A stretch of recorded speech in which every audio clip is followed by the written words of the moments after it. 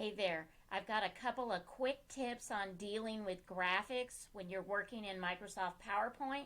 The first one I'm going to share with you is if you have already found a graphic like this one and you're wanting to simply swap it out and try something else, what you can do instead of reloading a whole new image is going to picture format, and there is an option to get in and replace this one that you've already sized and done those things to. So I'm going to say from this device, and I will just pick a different picture there. Maybe I want this one. And what it does is it resizes, it puts in that picture specifically to the size I already had. And so at this point I could quickly just go and change up the color, and then I'm right on theme. But it was very fast for me to change that particular graphic without having to go back in and do the whole cropping procedure.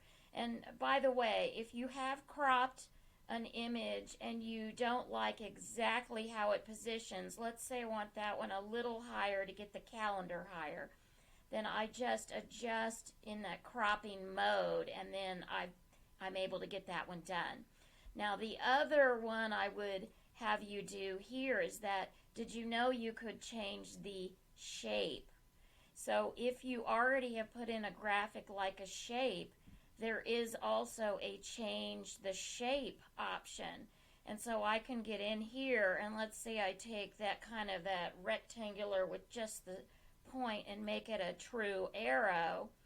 A couple other things with any graphic that has the yellow, that is an option where you can adjust how that particular, let's see, I did it too far. I've got it so I can't see it good. Let's make it nice and fat. There, you can see it.